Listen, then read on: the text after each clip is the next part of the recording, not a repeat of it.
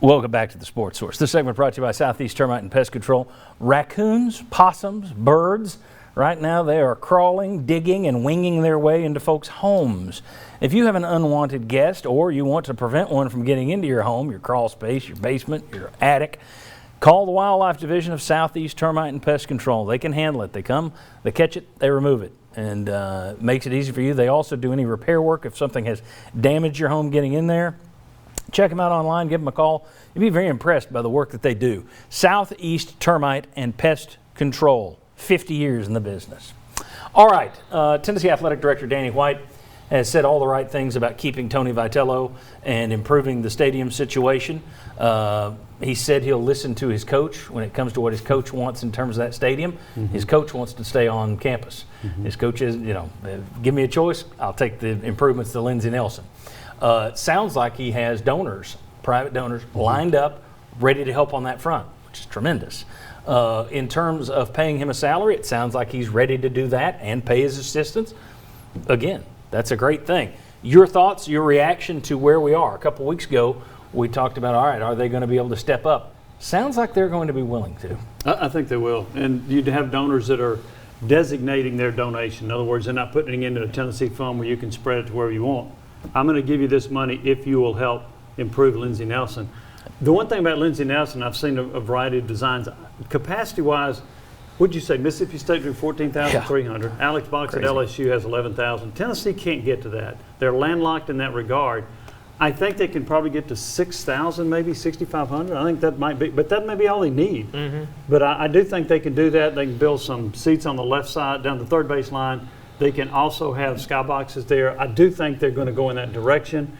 And I've heard that they might double the pay of Tony Vitello, who made $600,000. 1.2 seems to be a number that I've heard mentioned. Which is perfectly, that's barely Kevin Steele money. I mean, for Tennessee, that's downright frugal.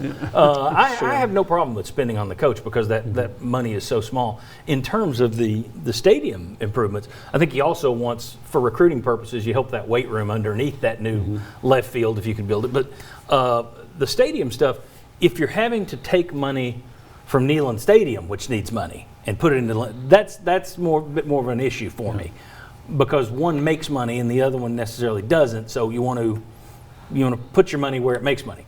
At the same time, if you've got donors stepping up to pay for it, it's a win-win. Right. I think that's what everybody wants to hear is you can afford to get this guy. Your thoughts on giving this guy? There are people talking about giving him a blank check. Those are the same people who will come back in 2 years if things aren't going well, screaming that, why are we having to buy this guy out? Why do we give these guys contracts? But David, we were talking before the show. Turns out there was supposed to be a lot of interest in Tony Vitello. You're hearing, Texas A&M went in another direction.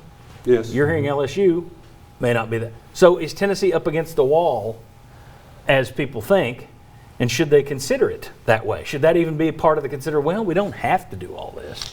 Yeah, I mean, I think, I've always said if you're going to extend or give a coach a raise, it's if he does something special or if you got to keep him. And if you get to Omaha, yeah, you got to give him something. I don't know that you double his salary, but you got to do something. And then, of course, the facilities, which are an issue, you have to do that. But, it's one of those things where you have to, it's a spend money to make money situation. And for whatever it's worth, expanding the stadium, if you expand that and you have Tony Vitello, who is the guy that you think he is and you have to hope he is, you have to sort of act like he is on that trajectory, then that's, maybe not a profitable situation, but a moneymaker. If you have 6,000 fans instead of, 2,500 or 3,000, which has, been sort of par for the course. So, yeah, I mean, if you can expand and fill it, that's great. It cuts down on the losses. It does. That's what it does. It mitigates. Well, how much does Mississippi State make with having 14,000 fans? Tell you what, let's show you in the next segment. Let's talk about how much baseball programs make in the next. Do you have something else you want to throw out? You cannot be next to last in baseball facility in the SEC. That to me, that's the bottom line. At Tennessee, you cannot be next to last now. University of Tennessee can't be next to last in facilities in anything. Exactly. You're better than that. You're bigger than that. Right. The problem for me, is that you've gotten to this point with Lindsey Nelson.